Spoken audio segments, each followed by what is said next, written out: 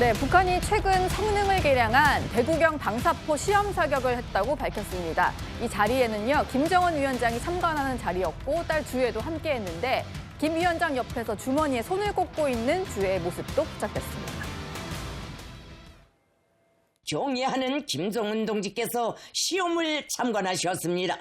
김정은 동지께서는 중요 시험 결과에 만족을 표시하시면서 다음과 같이 언급하셨습니다. 새로 개량된 포차의 기동성 또한 완벽하다. 외부의 그 어떤 간섭도 무시할 수 있는 자치 정밀 유도 비행 체계는 이 무기 체계의 우월성을 나타내는 중요 특징으로 된다. 나는 최소 가까운 몇 년 안에는 그 어느 나라도 이와 같은 기술에 도달하지 못할 것이며 그러한 능력을 가질 수 없을 것이라는 것을 확신한다.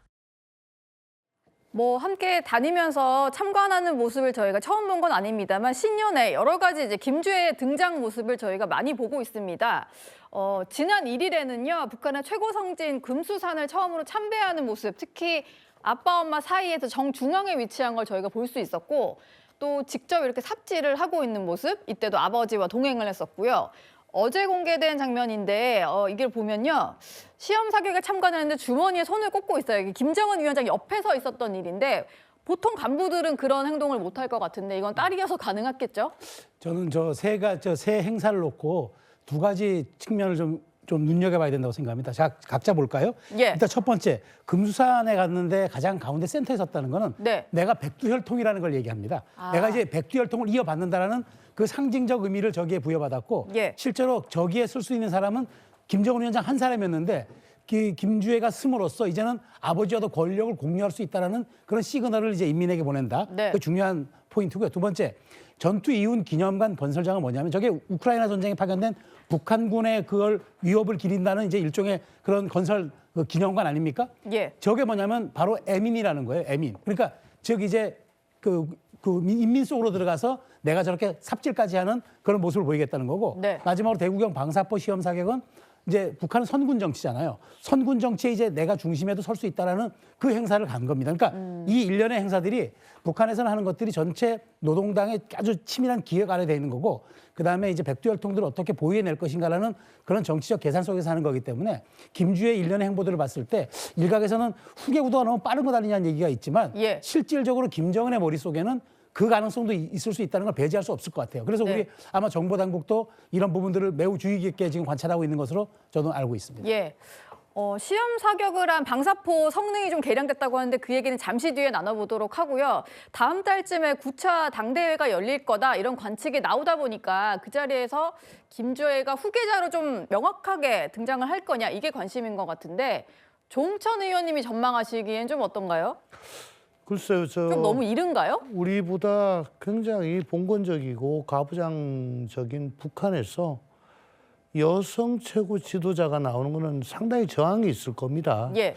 그래서 두 가지로 생각을 할 수가 있는 건데 하나는 그 저항을 의식해서 일찌감치부터 인민들에게 계속 노출을 시켜서 기정사실화 하는 그런 의도가 있을 수가 있겠고요. 예. 또 하나는 저 아들이 뭐 2명이 더 있다고 어디서 본 것 같아요. 예. 김정은에게. 네. 신체적으로 온전치 않다는 뭐 얘기도 있습니다만은 네. 어전 뭐 확인된 바는 없고요. 그래서 그 아들이 뭐 지금 뭐 유학을 갔다든가 뭐 그런 일신상의 사유가 있기 때문에 그때까지 김정은의 건강 상태가 동년배 치고는 굉장히 비대하고 네. 뭐 비대하다? 심혈관계 몸의 상태를 말씀하시는 건가요? 그렇죠. 심혈관계 질환이 가족력으로 또 있는 그런 집안이거든요. 네. 그러니까 빨리 저 후계 구도를 확정을 해야 되는데 네. 일단 각계무샤로 좀 뒀다가 나중에 아들이 왔을 때 이어주는 뭐 그런 중간 역할 정도 뭐 이런 걸 생각을 할 수가 있겠는데 진짜 후계자는 아들이 있는데 나중에 등장하는 역할이고. 네네네. 네. 근데 이렇게까지 금수산 참배를 할 때 정중앙에 위치하고 네. 뭐 또 각종 그 탄도탄이나 탄도미사일 발사할 때 아버지와 같이 참관을 하고 그런 성군 정치를 하는 북한에서 네. 그렇게까지 한다는 거는 아마 후계자로 하기 위한 그런 작업 아닌가 포석이 아닐까? 예, 하는 생각이 점점 더 예. 저는 듭니다. 여러 해석이 많이 나오는데 그럼에도 불구하고 계속해서 등장을 하고 있다 보니까 관심이 쏠리는 것 같습니다. 지난 5일에 있었던 이 행사 얘기를 조금 더 해볼까 하는데요. 그때 포착됐던 장면 중에 함께 동행한 간부가 김주혜의 등을 좀 밀어서 이렇게 현장으로 보내는 듯한 모습이 포착이 됐었습니다. 그러다 보니까요. 해석이 좀 나왔는데 저렇게 등을 밀치는 모습이 조금 포착이 되면서 저 간부가 지금 거치가 어떻게 될지 모르겠다. 뭐 이런 분석이 좀 있는데요. 김진욱 특보 보시기에는 뭐 저게 엄청나게 뭐 문제가 될 수 있는 장면일까요? 그렇죠. 백두혈통의 몸에 손을 댄다? 이것은 있을 수 없는 일이죠. 그동안의 관리를 본다면. 근데 김주혜가 아직 뭐 어린 지금 뭐 청소년 정도 되는데 예. 그 자리를 잡지 못했기 때문에 저 옆에 가서 같이 해 이런 취지로 등을 밀었는지는 모르겠지만 네. 어쨌든 저런 행위가 그동안 북한에서 백두혈통에게 전통적으로 해왔던 행위와는 너무나 다른 모습이기 때문에 예. 지금 오히려 저 지금 손을 대고 있는 저 사람이 뭔가 징계를 받을 상황에 처하는 거 아니냐 이런 이제 분석들이 지금 우리 언론들을 통해서 나오고 있는 거 아닙니까? 예. 근데 이제 조금 더 지켜보고 우리 그 관계 당국에서도 지금 이제 이 이후의 상황들에 대해서 볼 텐데 아직 저 그 장면을 우리가 찍은 게 아니라 북에서 송출한 거 아닙니까? 그렇죠. 그렇다면은 북에서 저 장면을 왜 송출했을까? 만약에 이것이 검열을 미처 못한 것인지 아니면 검열을 했는데도 불구하고 네. 저 정도까지는 허용이 가능하다라는 쪽으로 지금 분위기가 바뀐 건지 네. 이 부분에 대해서는 한번 좀 지켜볼 필요가 있을 것 같습니다. 5일 행사 얘기를 해봤고요. 이제는 그 방사포 얘기 좀 해봐야 될 것 같습니다. 김정은 위원장이 이렇게 얘기했습니다. 최소 몇 년 안에 어느 나라도 이런 기술에 도달하지 못할 거다. 최근에 성능을 개량했다라고 하는데요. 최대 사거리가 약 400km에 이르고 비행거리는 358.5km다. 라고 얘기를 하는데 이 말이 사실이라면 실제로 한국 전역이 타격권에 들어가는 건데요. 최수영 평론가님. 어느 정도의 좀 실질적인 위협이다라고 저희가 봐야 될까요? 뭐 저 대구경 방사포 정도는 우리 입장에서 봤을 땐 위협인 거죠. 왜냐하면 예. 우리를 사정권을 하고 있고 저 파괴력이 있기 때문에. 네. 근데 우리 저렇게 재래식 무기로 치면은 우린 더한 것도 갖고 있어요. 우리 현무를 갖고 있거든요. 예. 현무는 실질적으로 주석궁을 정밀 타격해가지고 콘크리트를 부수고 갈 정도의 핵탄두, 그러니까 그 위협적인 탄두, 핵탄두는 아니지만 탄두를 장착하고 있어요. 그러니까 북한이 저렇게 재래식 무기를 가지고 최근에 다시 꺼내든 이유는 핵 경쟁에서는 지금 우리도 이제 그 말하자면 핵잠을 갖겠다고 지금 미국과 예. 협의 중에 있잖아요.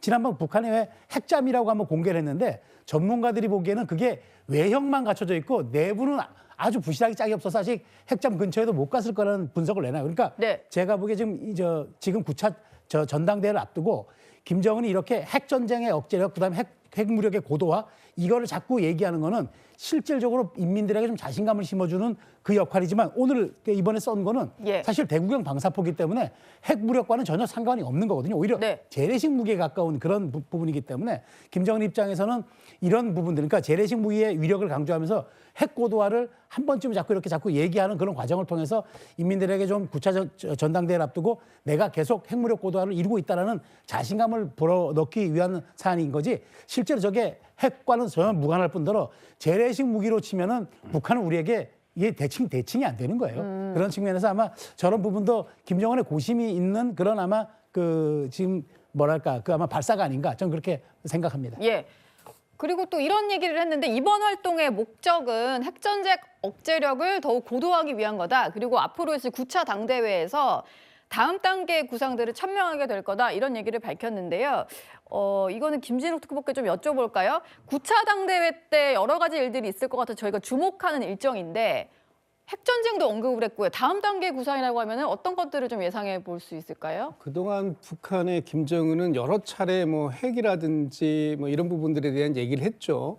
그런데 사실 이 다음 단계가 뭔지는 아직까지는 명확하지는 않습니다만 예. 핵을 개발했다라는 것은 이 탄두를 개발했다라는 뜻이고 네. 핵 무기가 완성이 되려면 두 가지가 필요하죠. 실어 나를 게 필요해요. 그거 중에 하나가 이제 미사일이라는 거지 않습니까? 네. 그래서 뭐 대륙간 탄도 미사일 같은 거 또 뭐 수천 킬로를 수만 킬로를 만 킬로 이상을 날아가야 어쨌든 미 대륙까지 갈 수 있는 거니까요. 그거 하나하고 지금 좀 전에 말씀 주셨던 것처럼 핵잠수함, 네. 잠수함이 필요한 거는 근거리까지 이동을 하고 거기에서 어디에서 쐈는지 추적할 수 없는 그런 기밀성, 기동성을 가질 수 있는 것이 이제 핵잠수함이기 때문에 네. 그 두 가지에 대해서 더 고도화시키는 과정을 거쳐갈 것이다. 그래서 아마도 지금 이제 SLBM이라는 것이 이제 잠수함에서 발사하는 미사일을 얘기하는 건데 네. 거기에 핵탄두를 실을 수 있는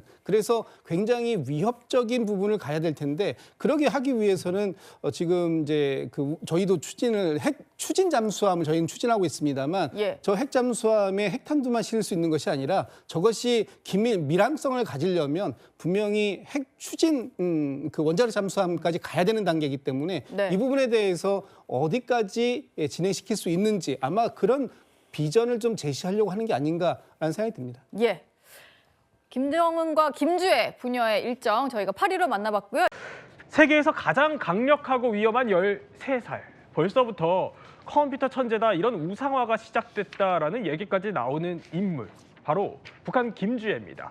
사실 김주애가 누구나 다 아는 백두혈통인데 이 백두혈통을 무심코 툭 건드린다면 무슨 일이 생길까요? 실제 그랬고요. 그게 북한 보도로 나왔어요. 그렇습니다. 최고 존엄의 영예 그리고 백두혈통의 신체에 함부로 손을 댄 그자가 누구인가 네. 그림 보시면 압니다.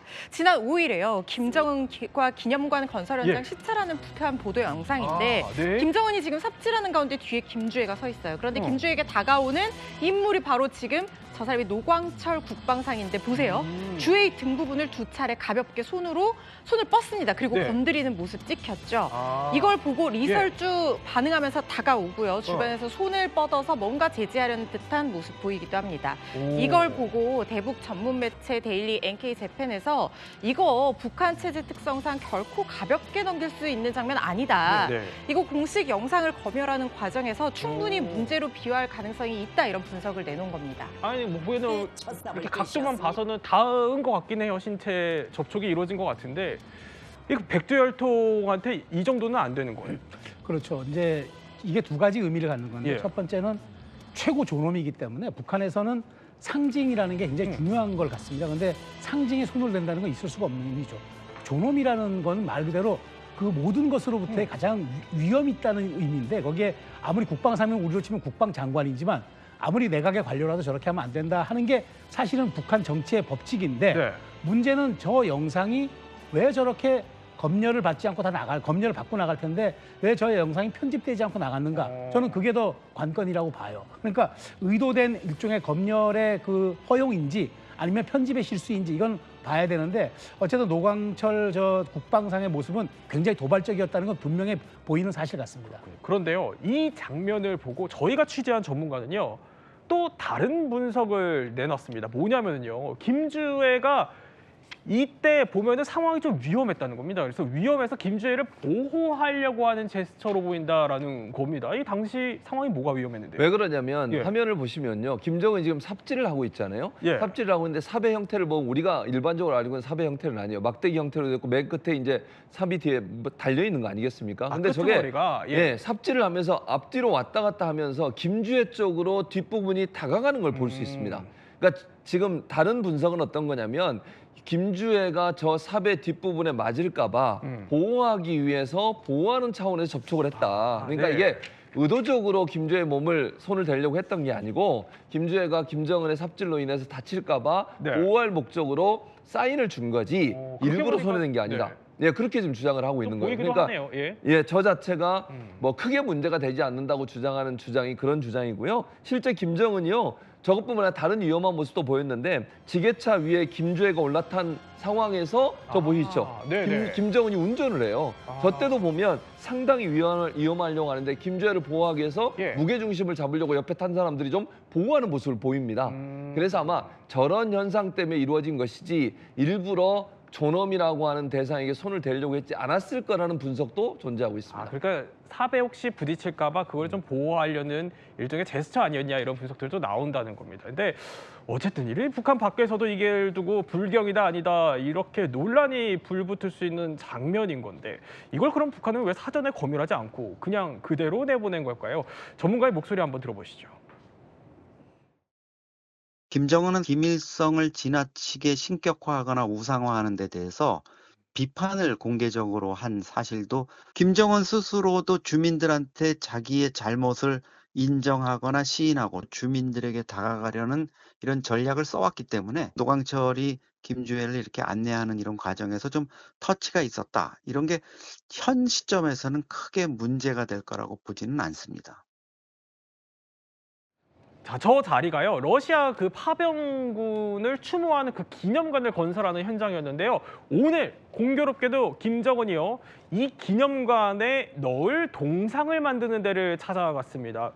그러니까 러시아 파병 군인을 추모하는 현장이다라는 공통점이 있는 건데 뭐 이렇게까지 공을 들이는 거예요? 첫째는요. 저렇게 공을 들이는 이유는 뭐냐면 사실은 그 러시아 파병 문제 때문에 북한 내에서도 동요가 좀 있는 것 같아요. 그리고 또 하나 문제는 뭐냐면 저희 가서 목숨을 잃고 돌아온 그 가족들은 얼마나 억울하고 황당하게 있습니까? 네. 북한 체제가 독재 체제니까 말은 못하지만 불만이 팽배해 있는 거죠. 그걸 좀 무마하려는 의도가 있는 것 같아요. 근데 저기 보면요. 신기하게도 노광철이 저기 있습니다. 아까 그 이렇게 손을 댔던. 댈 것처럼 했던 그 네, 제스처를 맞습니다. 취한 인물. 국방상. 네. 그 말은 숙청을 안 당했다는 거예요. 숙청을 안 당했다는 말은 문제가 없다고 판단했다는 거죠. 만약에요. 아까 그 장면, 우리가 예. 봤던 먼저 장면에 손을 댄 게 불경죄라면요. 저게 올 수가 없습니다. 숙청당합니다. 바로. 근데 노광철이 번듯하게 저기 함께 자리하고 있다는 것은 그 장면에 대해서 북한 내부에서는 크게 문제가 없는 것으로 결론이 난 걸로 보이지고요. 민심을 다독이기 위해서 저런 행동을 하는 거고 사실 저기에 김정은 혼자 간 게 아니에요. 김정은 가족들이 다 저기 갑니다. 김여정 부부장도 가고요. 부인도 가고요. 그러니까 러시아 우크라이나 전쟁 참전의 정당성을 확보하면서 예. 본인에게 쏟아지는 민심의 이반을 좀 막아보기 위해서 우리는 이렇게 러시아 파병한 군인들을 대우하고 그 가족들을 존중하고 있다. 우리가 진심으로 여러분 민심과 민중 또는 뭐 그들이 말하는 북한 국민들과 함께하고 있다는 모습을 보여주기 위해서 저런 행동을 하는 게 아닌가 하는 분석이 가능합니다. 그런데 살짝 이제 결이 다른 얘기긴 하지만 보면은 동상 이 현장의 크기가 엄청 커요. 거의 군인 동상이 사람 키의 한 두세 배는 돼 보이는데 원래 북한이 근데 저런 동상 만들어서 외화벌이도 한다면서요? 저게 북한의 외화벌이의 가장 또 유력한 수단이기도 합니다. 왜냐하면 그래요? 예. 북한에 이제 만수대 창작단이라고 있는데 이 만수대 창작단이 그 김정일, 김일성 부자 동상만 세운 게 북한에 35,000개예요. 근데 워낙 크게 만들고 워낙 네. 많이 만들다 보니까 아프리카 국가들이 이제 관심을 가진 거예요. 왜냐하면 아프리카 국가들이 독재 국가도 많다 보니까 극장 국가, 극장 정치라는 나라에서는 저렇게 초대형 동상을 세움으로써 이런 저것이 거요? 예, 그렇죠. 저렇게 압도하는 듯한 것으로 이제 그 국민들에게 좀 위험과 압도감을 주고 그런 독재 국가의 정치를 이어가는 건데 그러다 보니까 만수대 창작사만큼 잘 만드는 데가 없는 거예요. 그래서 2017년에 하도 이렇게 아프리카 등의 많은 동상을 제작받고 하니까 그 미국 당국이 대북 제재 기업의 명단을 올려놨어요. 그만큼 많이 현지 제작했다는 거죠. 그러니까 지금도 아마 찾고 있는 것 같은데 계속적인 독재 국가가 늘어나면 늘어날수록 만수대 창작사의 수요는 똑같이 기하급수적으로 늘어날 것이다. 아마 이게 현대 정치의 약간 아이러니 같습니다. 그렇군요. 또 이렇게 북한 내부 이야기까지 저희 한번 짚어봤습니다.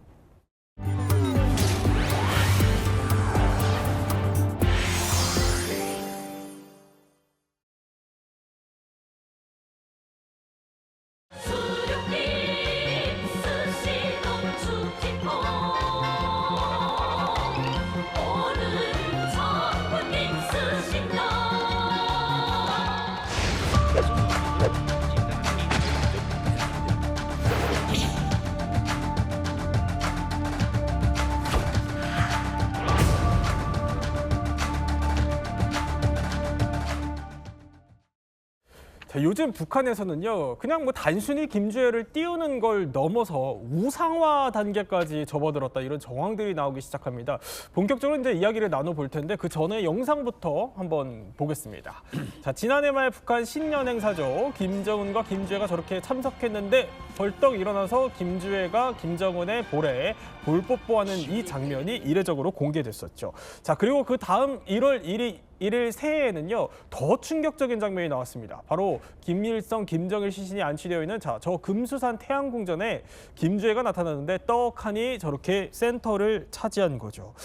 태용 의원님, 이 정도면 이제 뭐 김주애를 그냥 후계자로 앉힐 속셈이 아닌가 싶기도 한데 여기에 우상화 움직임까지 일고 있다는 거예요. 이제 본격적으로 짚어보기 전에 우리 태 의원님이 이 영상들을 보면서 남다른 장면을 하나 포착했어요. 네. 이제 그 김주애가 예. 김정은에 다가가서 그 뽀뽀하는 장면인데 이게 북한에서 우리가 소위 말하면 새해 카운트다운 하는 순간이거든요. 네네. 그래서 하나, 둘, 셋 하고 새해가 시작되는 그 지점에 축포가 터집니다. 그런데 그 전까지 이렇게 머리고 숙이고 있던 김정은이 촉호를 펴면서 예. 밑선으로 턱 김주애를 칩니다. 툭 하고. 먼저 치는 거예요. 네. 네. 그러니까 아마 연출을 하고 나온 것 같아요. 이렇게 마지막 카운트다운에서 새해 넘어가는 순간에 아버지한테 와서 뽀뽀해라. 근데 아마 뭐 축포가로 가니까 잠깐 집중을 못했던지 김정은이가 턱 뒤를 치며 손으로 턱 무릎을 치니 김주애가 다가가서 저렇게 뽀뽀하거든요. 그런데 더 과가는 네. 갑자기 저렇게 김주애가 김정은에게 뽀뽀하니까 뒤에 있는 저 수행성원들이 어쩔 줄 몰라서 눈길을 어디에 둬야 되는지 막 당황스러워하는 모습도 네. 뒤에서 보이고 있습니다. 그러니까 김정은이 먼저 신호를 줬다 이거. 예, 지금 딱 그러니까 저건 분명 저건 연출된 계산된 그런 거다. 이제 장면입니다. 근데 더해서 뭐 김주애 이제 열병식에 보면은 김주애의 백마가 나오는 거 하면은 네. 이제 영상 보여드릴 텐데 자 이렇게 여기에 김주애의 백마로 추정되는 그 백마도 나왔었다 이런 네. 얘기도 있네요. 네, 그 저 백마설이 이제 나온 거는 뭐 북한에서 나도는 말에 의하면 김주애가 나이는 어리지만 벌써 말을 이제 잘 탄다, 백마를 잘 탄다 이런 소문이 나면서 저 열병식 때 제일 앞에서 나온 말이 김주애가 타는 말이다. 저거는 바로 앞으로 향후 북한의 미래를 이끌어갈 상징이다. 이렇게 이제 분석이 되고 있는 자 거죠. 이렇게 김주애 띄우기가 곳곳에서 포착이 됐는데 자 이제 우상화 얘기를 본격적으로 해보죠. 네. 뭐냐면 얼마 전에 우리 통일연구원의 한 연구위원이요 이런 발표를 했습니다. 한번 볼까요? 자 2024년 군관 장령급 탈북민 증원이라고 합니다. 그러니까 꽤 높은 이제 직책의 계급을 갖고 있었던 군인 출신의 탈북민이 한 증원이라는 건데 핵을 만드는데 김주애가 동참했다 이렇게 선전을 하고 있다라고 합니다. 게다가 미래를 이끌어갈 컴퓨터 천재다 이렇게 홍보를 한다는 거죠. 아니 일단 핵도 황당하지만 미래를 이끌어갈 컴퓨터 천재라 김주애가 진짜 컴퓨터 잘하는 거 맞아요? 그 컴퓨터를 잘하는지는 모르겠는데 최근에 이제 북한이 공개하고 있는 노동신문에 공개하고 있는 사진들을 보면 얼마 전에도 저렇게 김정은하고 현장에 가서 컴퓨터에 직접 예. 앉아서 자기가 컴퓨터를 잘 다루는 모습이 이제 북한에 이제 널리 저렇게 공개되고 있습니다. 그런데 지금 우리가 김주애가 제일 처음에 북한 언론에 등장했을 때도 역시 핵과 관련된 군사 시설이고 그 이후에 김정은을 따라서 빠짐없이 가는 것이 핵과 미사일, 이 군사 부문입니다. 그러면 왜 김주애를 계속 이 군사 부문 시찰에 데리고 다니느냐? 네. 김주애는 여자이기 때문에 앞으로 향후 김정은을 이을 후계자라면 제일 큰 난점이 최고 군 통수권자가 여자인데 그게 군장악이 될까 여자가? 네. 이런 이제 위구심이 생기는 거죠. 그러니까 지금부터 무슨 소리냐? 어릴 때부터 아버지를 따라다니면서 북한의 핵무장화에 저 정도로 공헌을 했다. 네. 그러니까 앞으로 군 장악하는 데는 문제 없다. 그래서 군 장성들이 계속 김주애 앞에서 폴더 인사를 시키는 거고 컴퓨터는 이건 미래와 관련됩니다. 향후 펼쳐질 미래 세대는 결국은 AI 시대, 컴퓨터 세대인데 미래를 내다본 북한의 미래에서 바로 이 김주애가 나이는 어리지만 저 나이에 저렇게 컴퓨터 천재고 컴퓨터라고 하면 모르는 것이 없다. 그러니까 군과 미래를 상징하는 이미지를 만들려면 핵과 군사, 그다음에 거기 플러스 알파로서 컴퓨터 천재 이 이미지를 지금 만들고 있는 거죠. 진짜 컴퓨터 천재일지는 한번 지금부터 뜯어봐야 될 것 같은데 김주애 우상화를 좀 얘기해보기 위해서 지금 북한에서 유치원 교사를 하셨던 분을 저희 특별하게 모셨습니다. 김가영 씨 어서 오십시오. 네, 안녕하세요. 네, 안녕하세요. 그 일단 아니 뭐 컴퓨터 얘기를 조금만 더 해보면 김주애가 뭐 특별하게 컴퓨터 속성과외 뭐 이런 거 받았을 수 있겠지만 어떻게 들으셨어요? 이제 유치원 교사도 해보셨으니까. 네, 북한은 워낙 어릴 때부터 조기 교육을 시키고 있고 또 네. 천재 발굴을 하고 있지만 13살 김주혜한테 우상화를 할 수 있는 게 솔직히 말해서 할 만한 게 없단 말이죠. 그러면 할 만한 게 없죠. 좀 여자아이고 또 할 수 있는 게 없는데 지금 핵 미사일에 뭔가 꼭 필요한 컴퓨터를 잘하는 천재다라고 내세우기에는 아주 중요하고 또 중요 포인트가 되기 때문에 저는 컴퓨터 천재를 넣지 않았을까. 저것 또한 짜고 친 고스톱이다라고 얘기하고 싶습니다. 근데 그나마 주민들이 좀 믿을 만한 얘기다. 그렇죠. 네. 왜냐하면 북한은 워낙 어릴 때부터 컴퓨터라든가 이런 것들을 저게 천재로 발굴해서 올라가거든요. 네. 그러면 어릴 때부터 키우기 때문에 김주혜 역시도 또 그런 천재 중에 한 명이다. 뭐 이렇게 특출한 인물이다라고 홍보를 하는 거죠. 그런데 이 지금 우상화 작업 얘기를 하다 보니까 어딘가 좀 익숙합니다. 뭐냐면 아버지 김정은 때로 거슬러 올라가면 지금은 좀 그래도 컴퓨터 천재는 믿을 만한 걸로 했다는 거예요. 아버지 때는 어땠나요? 아버지 때는 더 심했죠. 사실은 뭐 우상화가 아니라 거의 신격화하는 작업을 굉장히 오랫동안 해왔는데요. 네. 김정은의 이 어렸을 때를 조금 뭐 그들의 보도에 따르면 뭐 한번 되짚어 보면요. 3살 때 일단 총을 쏘기 시작합니다. 3살 때? 네, 그리고 자동차 운전을 벌써 3살 때 이미 시작을 해요. 네. 자, 그리고 6살 때는 승마를 시작을 하고요. 9살 때는 뭐 유럽에 갔는데 거기에 그 유럽의 그 보트 전문가가 있었대요. 근데 보트 전문가가 약간 조금 원하는 걸 안 해주니까 김정은이 스스로 9살 때 보트를 몰아서 유럽의 보트 전문가를 이겼다. 9살 때? 9살 때요. 네. 근데 9살이 보트를 운전하는 게 맞나? 이런 생각이 좀 들기도 하는데. 페달에 다리가 닿아요? 9살 때? 그것도 좀 궁금하긴 한데. 그렇죠. 그리고 또 유학 다녀왔잖아요. 예. 유학 시절에 영어, 독일어, 프랑스어, 이탈리아어를 완벽하게 깨달았다라고 하는데 요즘 보면 통역을 쓰고 있거든요. 예, 뭐 그런 상황입니다. 그렇군요. 아니 뭐 9살 때는 생각해보니까 할 수도 있겠다는 생각이 들긴 하는데 3살 때 운전하는 거는 이게 페달이 안 닿을 것 같다 이런 생각이 들거든요. 태우. 네. 저건 내 생각에는 아니 그 어린 나이에 발에 페달이 닿겠습니까? 아마 아버지 무릎에 앉아서 차를 몰고 그걸 가지고 직접 몰았다. 뭐 이렇게 우상화 작업에 활용하고 있지 않는지. 그런데 우리 태 의원님이 이제 아무래도 북한에서 또 고위직을 계셨다 보니까 김정은 띄우기, 이른바 이 우상화 작업 같은 거에 같이 좀 동참을 하셨어야 될 것 같거든요. 이거 관련된 일화가 있으시다면서요? 예. 이 안과 병원과 관련한 이야기인데 네. 북한에서 뭐 여러 이제 의료 계통이 다 낙후하지만 제일 낙후한 분야 하나가 이게 눈 안과입니다. 어느 정도 낙후한가면 북한의 백내장 수술을 도와주려 네팔 의사들이 갑니다. 네팔 의사들이 가서 백내장 수술을 하는 정도예요. 그런데 하루 제가 런던에 있는데 비밀 지시가 내려옵니다. 3층 서기실에서 영국에서 제일 좋은 안과 병원의 설계, 그다음에 그 병원에 안경 상점이 있는지, 그다음에 안경 상점을 어느 정도 규모로 하고 있는지, 바닥은 어떻게 하는지 구체적인 질문지가 다 와서 제가 그때 생각한 게 이제 북한이 지원 네팔 같은 나라에서 의사들을 데려다가 백내장 수술을 시키니 저 안과병원을 어떻게 해보려는가 보다 이렇게 생각하고 영국 런던에 무어필드 아이 호스피털이라는 세계적인 안과 병원이 있어요. 그래 그 병원에 가서 설계로부터 시작해서 내부 걸 다 보냈습니다. 보냈고 여러 가지 또 질문이 계속 와요. 근데 그런가 보다 하고 지나갔는데 그로부터 몇 달 후인 2016년 5월에 김정은이 평양시 안과병원 건설 현장에 갑니다. 거기 가서 여러 이야기들 하는데 제가 그 이야기들 듣고 깜짝 놀랐어요. 어떤 이야기인가 하면 현장에 가서 북한 언론이 보도한다면 설계도를 보면 공사 현장에 가서 아니 안과병원에 왜 문턱이 있느냐. 눈이 나쁜 시력이 나쁜 사람들이 안과병원에 오면 문턱이 있으면 사람이 걸려 넘어지고 안과병원에서는 휠체어를 많이 사용하는데 휠체어가 이거 어떻게 가냐니까 문턱 다 없이요. 이게 사실이거든요. 실제 없어요. 영국은 문턱에.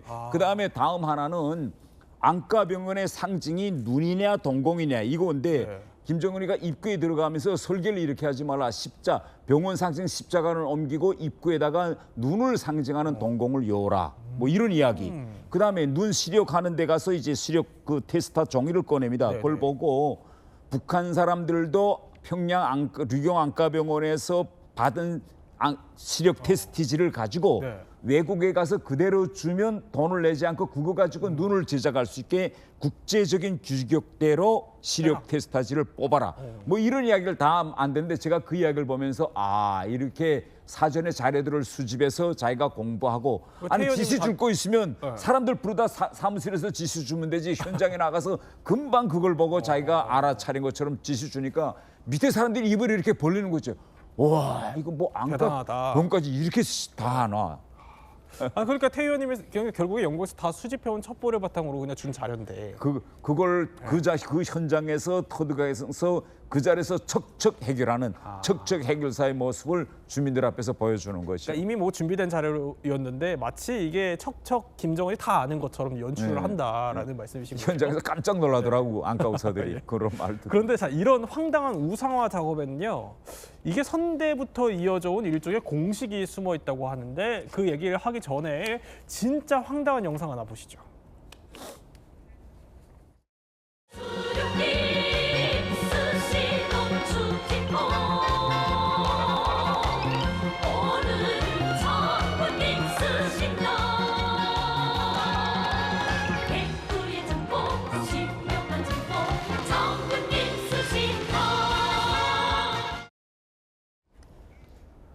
이용재 평론가 축지법이요? 전우치인가요? 네, 축지법을 쓸 수 있다라는 썰이 우리나라에서도 있었습니다.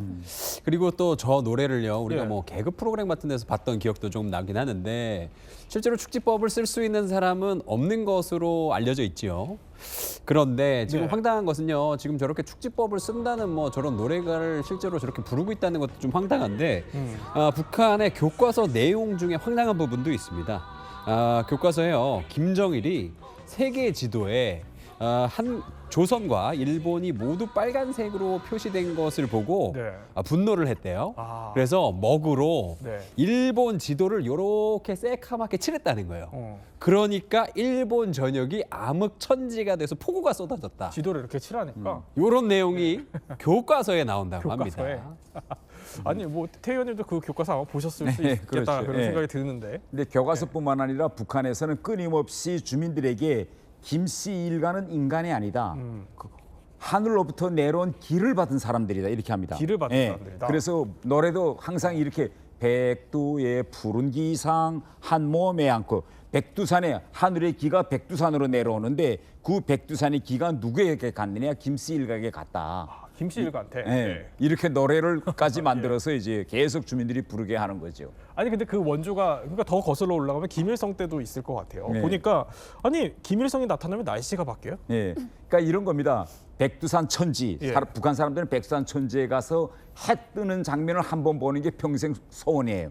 그래서 거기 갑니다. 그런데 네. 실제 올라가면 그날 비가 오고 뭐 구름이 껴서 못 볼 때가 대부분이에요. 그런데 현장에 가면 뭐라고 항상 이야기하는가 하면 김일성이 왔을 때도 이렇게 번개치고 날씨가 흐렸는데 김일성만 올라가면 그 순간에 모든 번개와 구름이 갇히고 해가 비친다. 그리고 내려가면 또 원래대로 이렇게 진동이 온다. 이런 이야기를 끊임없이 하고 그걸 또 영상으로 만들어서 다큐를 만들어서 계속 북한 주민들한테 이야기. 다큐까지? 그럼요. 그래서 항상 북한 영화 보세요. 그러면 김일성, 김정은, 김정일 다 백두산에 올랐을 때는 와 백두산에 길을 반다 해가지고 바람 불면 해가 뜰 때 커트 자락에 날리고 이런 걸 영화를 찍어서 북한 사람들한테 보여주는 거죠. 하늘로부터 기가 지금 내려와서 받는다. 뭐 백두산에 전기가 꽂힌다. 뭐 이런 얘기네요. 그렇죠? 참 황당하기 짝이 없는데 이 김가영 씨도 네. 우상화교 이거 받아봤다고 표현하면 좀 그럴 거예요. 다 당해보셨을 것 같거든요. 네, 그럼요. 아까 백두산 얘기 나와서 그런데요.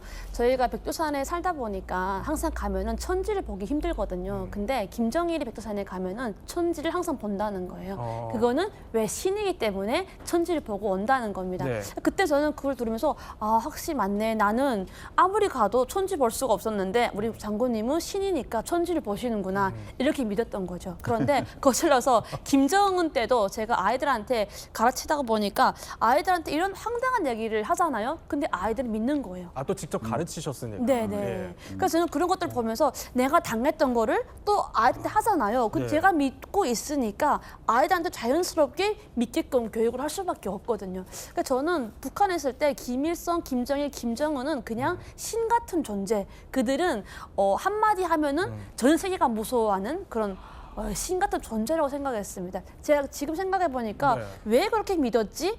왜냐하면 전 세계 뉴스를 모르고 우리는 다른 사람들 어떻게 사는지를 모르고 북한이 교육하는 것만 보여주고 듣고 하기 때문에 그걸 믿을 수밖에 없었던 것 같아요.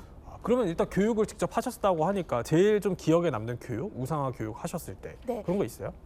김정은이 지금 보면 황당하지만 그때 당시에는 뭐 김정은이 3살 때 네. 아빠 엄마를 태우고 백두산에 올라갔대요.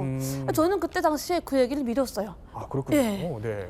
근데 지금 보면 되게 황당하죠. 그러니까. 또 그리고 7살 때 사격을 했다고 합니다. 근데 그것도 지금 생각하면 황당하지만 그때는 그걸 믿었어요. 왜? 신이니까. 김일성이 다시 태어난 그런 뭐 자손 같은 존재라고 생각했어요. 그럼 언제 저게 거짓말인 거야? 그게? 저는 공개 처형이라던가 아니면 제가 성인이 되었을 때 한국 라디오를 제가 한 2년 동안 들었거든요. 그러면서 이게 뭐지? 내가 배웠던 내용이랑 많이 다르구나를 그때 처음 느꼈습니다.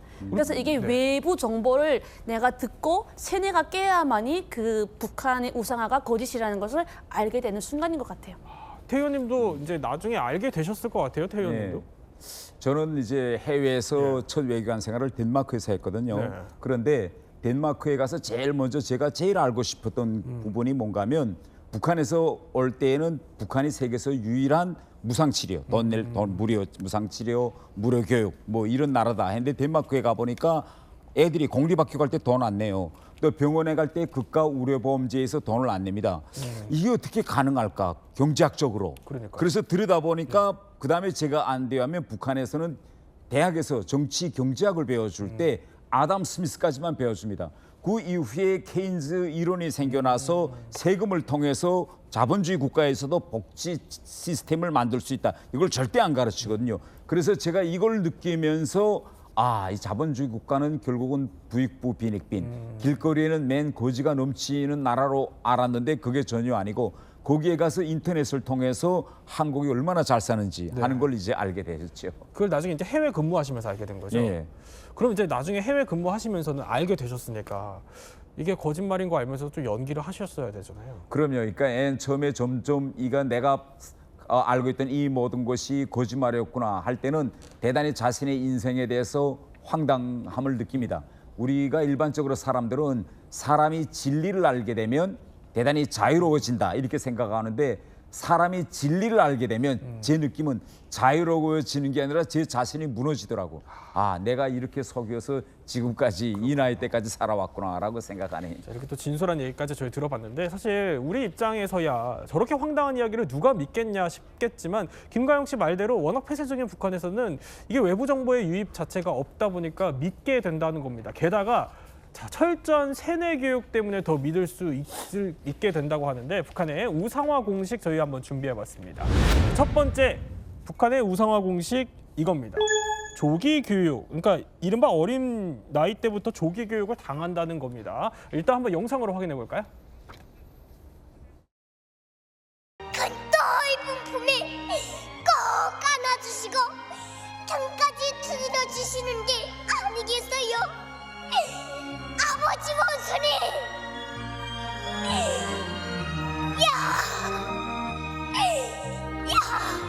호방반은 멍감사 대신단 감사 성우님 사랑 속에 풍년 들었죠. 네가 바라는 곳이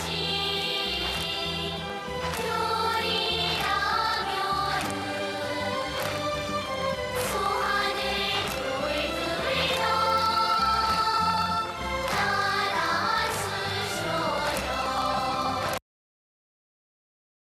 아니 도대체 어떻게 가르치길래 저렇게 어린아이들이 저러는 겁니까? 진짜 예. 피도 눈물도 없이 가르칩니다. 왜냐면요. 일단은 저는 이런 얘기 하거든요. 우리는 태교를 하면은 클래식 듣지 않습니까? 근데 네네. 북한은 엄마 뱃속에 있을 때부터 우상화 교육을 들어요. 에? 왜냐면요, 어머니가 네. 그 듣는 노래가 북한에서 선전하는 노래를 듣고 있지 않습니까? 그럼 네. 배 안에 있을 때부터 저는 그걸 태교를 한다고 생각이 들고요. 태교부터? 네, 그리고 0살, 3살부터 타가소를 갑니다. 우리를 말하면 어린이집이거든요. 그러면 그 어린이집 들어가는 딱 정문에 김일성과 김정일의 초상화가 있어요. 대형 초상화. 거기에 제일 먼저 깨끗한 옷차림으로 인사를 해야 돼요. 그렇게 시작된 우상화 교육이 죽을 때까지 하지 않습니까? 그러다 보니까 가능하고요. 또 지금 아이들 보면은 막 시를 울면서 막 울어요. 선생님들이 이런 그 매처리를 가지고 울 때까지 때립니다. 너무한데요. 더 감동, 더!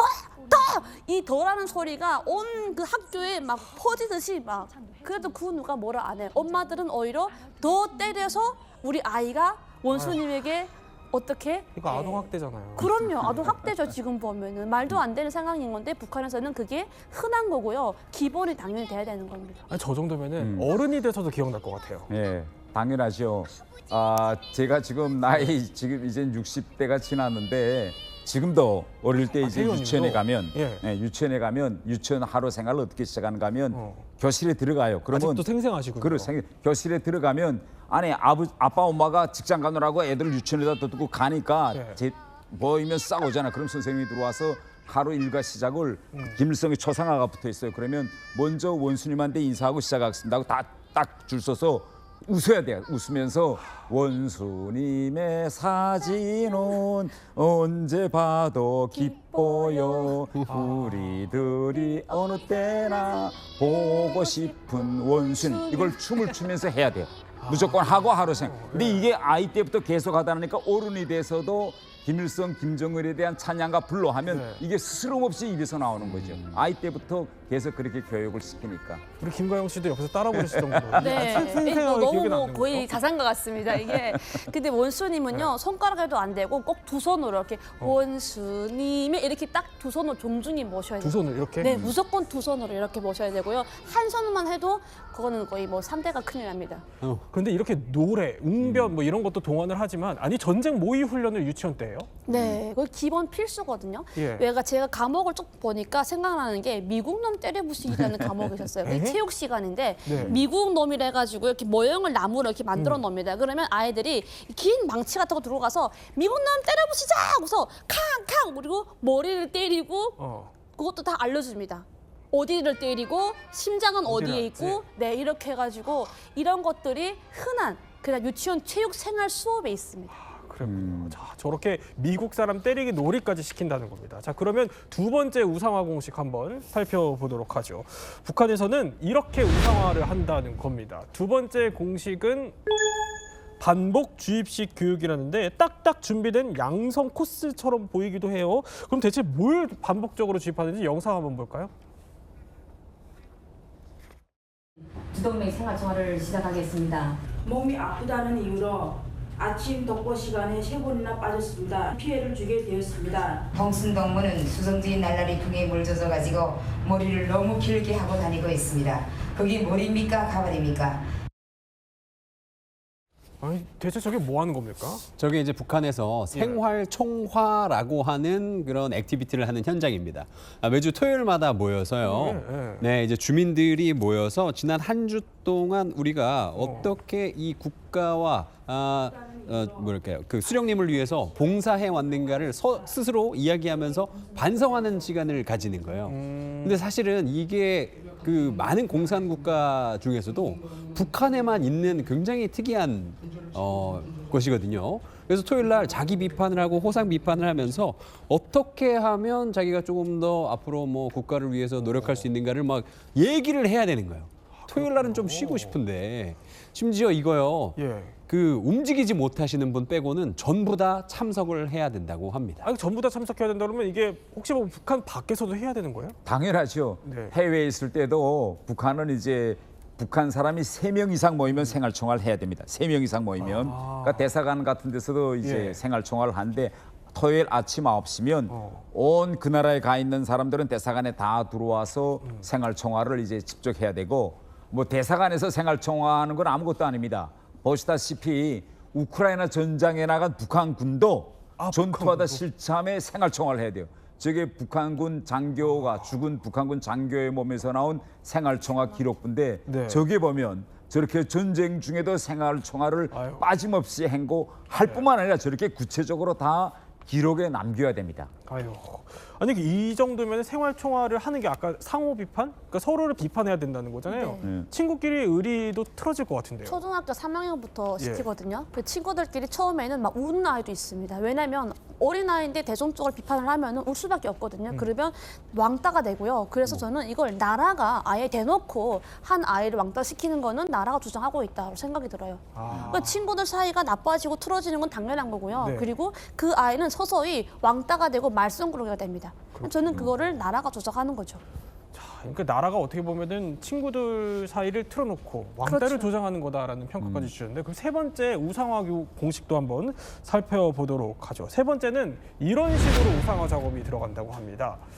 자, 보면은 대체 불가능한 존재로 각인하라라는 건데 이것도 일단 영상으로 한번 확인을 해 보도록 하겠습니다. 자, 이제 대체 불가능한 존재처럼 일종의 어떻게 뭐 각인을 계속 시킨다는 거예요. 저희가 영상을 하나 준비했는데 보도록 하죠. 자, 이렇게 북한의 식량 배급 현장입니다. 주민들이 배급을 받으면서 거의 오열에 가까운 듯 눈물을 흘리고 있는데 아니 그러니까 뭐 북한의 김정은이 의식주를 다 챙겨주는 것처럼 일종의 그러니까 유일무이한 삶의 존재, 내 삶을 지탱해 주는 존재 이렇게까지 우상화를 시킨다는 거거든요. 이게 자발적 감정입니까? 절반은 자발적이고 절반은 이제 가짜지요. 왜냐하면 이 북한의 배급제가 붕괴된 지는 대단히 오래입니다. 그런데 돈 있고 힘 있는 사람들은 국가로부터 배급을 주지 않아도 먹고 살겠지만 정말 평백성들은 배급소에 쌀이 없으면 굶거든요. 네. 이럴 때 김정은이가 쌀을 내려보내서 이제 방금처럼 논아준다 하면 너무 반갑고 그래도 몇 개는 편히 먹을 수 있겠구나 하는 그런 안도감에서 저절로 모르는 사이 눈물이 나오고 저렇게 카메라가 돌아와서 돌아갈 때는 북한 사람들은 저 앞에서 무조건 눈물을 흘려야 되는 거죠. 이렇게 쌀을 다 우리한테 주고 먹을 수 있게 구원해 주셨구나라고. 정말 우리 같은 경우에는 황당하기 그지없습니다. 아니 그러면 장마당 세대 같은 경우는 눈물이 안 나는데 눈물이 나는 척해야 되는 그런 상황에 놓일 수도 있겠네요. 제가 제일 힘들었던 게요. 김정일이 죽었을 때였습니다. 아, 김정일이 그래요? 죽었을 때 저희 그 부모님 세대들은 진심을 울었지만요. 저는 장마 세대라서 그런지 모르겠는데 눈물이 안 나는 거예요. 근데 저도 왜 눈물 안 나는지 모르겠어요. 근데 진짜 눈물이 안 나는데 네. 우는 척을 해야 되는데 이게 그냥 우는 척 해서 되지는 않아요. 그러다 보니까 주변에서 막 누가 울면은 저도 막 꼬집으면서 눈물 흘렸습니다. 그런데 근데 이게 또 웃긴 게 애도 기간이 3일이 아니라 국가 애도 기간이라 해가지고요. 시간이 길어요. 7일 되는데 그 7일 동안 우는 척 해야 되고 슬픈 척 하는 게 정말 괴로웠어요. 그렇군요. 네, 근데 제가 보기에는 주변에 같은 세대들은 다 비슷하게 더 우는 척 하는 것 같더라고요. 그런데 이렇게 우상화 작업이 이제 더는 안 먹힌다고 생각을 한 걸까요? 북한도 좀 달라지는 게 있습니다. 바로 앞서 잠깐 봤던 축지법 얘기인데 축지법 못 쓴다 양심 고백했어요. 네, 맞습니다. 아니, 말이 좀 웃긴데요. 2020년 5월 이 노동신문에 나왔던 기사입니다. 그 기사 내용을 보면요. 만일 축지법이 있다면 그것은 인민대중의 축지법일 것이다 라고 써 있었는데 사실상 이 축지법이란 것을 할 수는 없었고 선대가 했던 이 우상화는 좀 과장이 심했는데 지금부터 우리가 이야기하는 건 조금 이제 진짜일 것이다 라고 좀 이 밑밥을 까는 듯한 이런 기사를 좀 내보냈습니다. 그렇군요. 그러니까 이제부터는 좀 진짜일 수도 있다라는 이 얘기인즉슨 김주애를 두고 이제 핵 건설에 동참한 컴퓨터 천재다 이렇게 얘기를 하는 거예요. 이건 먹힐까요? 글쎄요. 어느 정도 먹힐지는 저건 좀 약간 먹힐 것 같아요. 왜냐하면 북한의 대부분 이제 저 김주애 연령대 애들은 인터넷을 다룰 줄 모릅니다. 인터넷도 없고 북한에는. 그런데 김주애는 집에도 아마 인터넷이 다 있을 겁니다. 그러다 나니 컴퓨터와 관련한 세상 돌아가는 형편은 잘 알 거고 제가 런던에서 김정은의 친형 김정철을 같이 이제 생활해 보니 컴퓨터 진짜 잘합니다. 그래요? 잘해요? 네. 컴퓨터 잘하고 뭐 이메일 잘 보내고 뭐 이거 진짜 잘해요, 실제. 그러니까 김주애가 처한 저런 환경에서 같은 동년배들에 비하면 당연히 잘할 수밖에 없죠. 매일 인터넷 만지는데. 네, 또 김주애가 진짜 컴퓨터 잘하는지는 김정은만이 알 것 같다는 생각이 들기도 합니다. 세 분과 함께 북한의 우상화 공식에 대해서 몰랐던 이야기 저희 한번 살펴봤습니다.